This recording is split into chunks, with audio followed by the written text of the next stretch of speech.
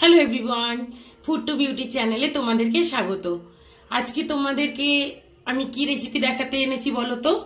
সেটা হচ্ছে সমুদ্র কাঁকড়ার তরকারি, মানে এটাকে কষাও বলা যায়। তার জন্য কি কি লাগবে? সমুদ্র কাঁকড়া তো অবশ্যই লাগবে। এখানে দুটো বড় বড় সাইজের সমুদ্র কাঁকড়া আছে। আর এখানে যেগুলো আছে সেটা হচ্ছে আলু, ধনেপাতা কুচি, গরম মশলা, নুন, হলুদ গুঁড়ো, লঙ্কার গুঁড়ো, জিরে, চিনি, আদা রসুন বাটা, টমেটো, পেঁয়াজ আর সর্ষের তেল। আর কিছু লাগবে না। তো চলো তাহলে শুরু করা যাক। আমি কড়াটা জ্বালিয়ে দিয়েছি। এবারে আমি এর মধ্যে দেবো হচ্ছে বেশ খানিকটা সর্ষের তেল। এটাতে আমি এখন কাঁকড়াগুলো একটু ভেজে নেব, তারপর বাকি ইনগ্রিডিয়েন্টস যা দেওয়া দেবো। তেলটা খুব ভালো করে গরম হয়ে গেছে। এখন আমি এর মধ্যে কাঁকড়াগুলো দিয়ে দেবো।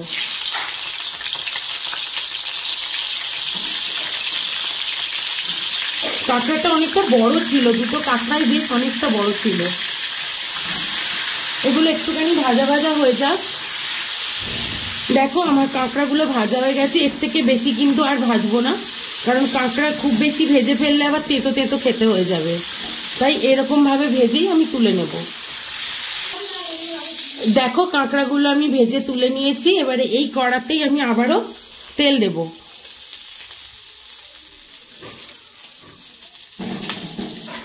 আলুগুলো একটু ভাজা ভাজা হতে থাক, তারপর তুলে নিয়ে দেখছি।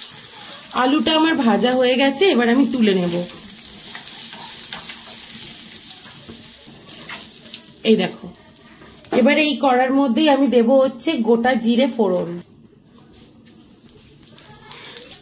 এবারে পেঁয়াজ কুচিটা দিয়ে দেব। পেঁয়াজ কুচিটা দিয়ে দিচ্ছি। এর মধ্যে একটুখানি নুন দিয়ে দেব, যাতে এটা তাড়াতাড়ি গলে যায়।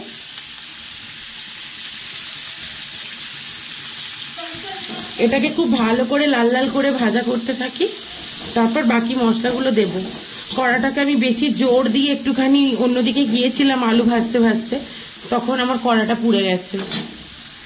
এখন আমি এর মধ্যে দেব হচ্ছে টমেটোটা। পেঁয়াজটা খুব সুন্দর করে ভাজা হয়ে গেছে। দেখো, কেটে রাখা টমেটোটা দিয়ে দিলাম। এটা আধখানা টমেটো ছিল, এর থেকে বেশি আমার লাগবে না, তাই দিইনি। এর মধ্যে এখন আমি আদা রসুনটাও দিয়ে দেবো, যেহেতু কাঁকড়াটা অনেকটাই কম, তাই জন্য এর থেকে বেশি কিছু আর লাগবে না। একটু হলুদ গুঁড়ো দিলাম, আর দেবো হচ্ছে একটু লঙ্কার গুঁড়ো। কাঁকড়া আবার একটু ঝাল ঝাল না হলে ভালো লাগে না। এটাকে আমি এখন খুব ভালো করে কষাবো। এখন এর মধ্যে দেবো আমি একটুখানি জল।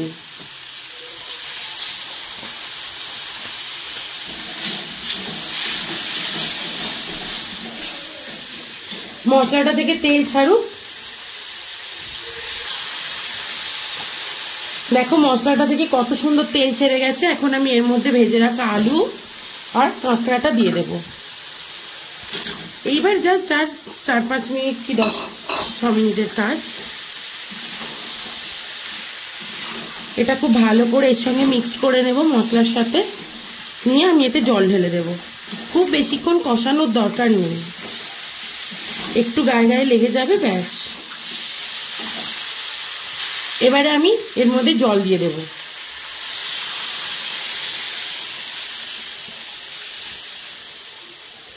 এটা এখন ফুটতে থাকুক একটু, আলুটা সিদ্ধ হওয়া পর্যন্ত। দেখো কাঁকড়াটা কত সুন্দর ফুটছে। এবার আমি এটা ঢাকা দিয়ে দেব, দিয়ে এটাকে কমিয়ে দেব। তো দেখো এরকম ভাবে এটা এখন ফুটছে। এর মধ্যে আমি দেব হচ্ছে এখন খুব সামান্য 2-1টা চিনির দানা, আর গরম মশলার গুঁড়ো,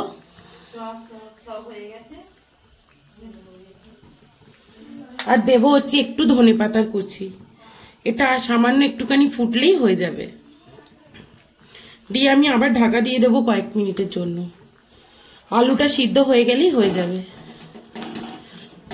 তোমরা এটাকে একদম শুকনো করে দিতে পারো, আবার একটু এরকম গ্রেভি গ্রেভিও রাখতে পারো। এখন এটা অনেকটাই ঝোল আছে, কিন্তু আমাদের আরো একটুখানি এটা আমি শুকিয়ে নেব। এটাকে আবার আমি ঢাকা দিয়ে দিচ্ছি। তো দেখো এইরকম ঝোলটা ফুটছে। এখন আমি এর মধ্যে দুটো কাঁচা লঙ্কাকে ফাটিয়ে দিয়ে দেবো। এটা কিন্তু আমার প্রায় হয়ে এসেছে, আর 2-3 মিনিট ফুটলেই একদম তৈরি হয়ে যাবে কাঁকড়ার তরকারি। এটা দিয়ে আমি একটুখানি নেড়ে দিচ্ছি। কাঁচা লঙ্কাটা দেওয়ার কারণ হচ্ছে শুধুমাত্র সুন্দর একটা গন্ধ। এটাকে আমি আবার 2-3 মিনিটের জন্য একটু ঢাকা দিয়ে দেবো, দিলেই একদম রেডি। দেখো এটা একদম রেডি হয়ে গেছে। এখন আমি গ্যাসটাকে বন্ধ করে দেব, তারপর সার্ভ করে দেখাচ্ছি। এই দেখো এটা কিন্তু একদম তৈরি হয়ে গেছে। তোমরা চাইলে এই গ্রেভিটাকে আরো কমিয়ে দিতে পারো, কিন্তু যেহেতু এখন ভাত দিয়ে আমাদের বাড়িতে সবাই খাবে, তাই আমার এতটুকুখানি গ্রেভি লাগবেই। তো তোমরা একদিন এইভাবে অবশ্যই এইরকম রান্নাটা করে দেখো কেমন লাগে। এইভাবে কাঁকড়া খুব ভালো লাগে খেতে, খুবই সিম্পল ভাবে বানানো, কিন্তু খেতে ততটাই ভালো। তো তোমাদের যদি আমার রান্না পছন্দ হয় তাহলে প্লিজ আমার চ্যানেলটাকে লাইক, কমেন্ট, শেয়ার আর সাবস্ক্রাইব করতে ভুলো না কিন্তু। আরো নতুন নতুন রেসিপির নোটিফিকেশন পেতে পাশে থাকা বেল আইকনটা একবার প্রেস করে দিও। তাহলে একদিন এরকম ভাবে ট্রাই করো, করে আমাকে অবশ্যই জানাও। তোমাদের ভালো লাগলেও জানাবে, খারাপ লাগলেও জানাবে। আজকের জন্য তাহলে টাটা।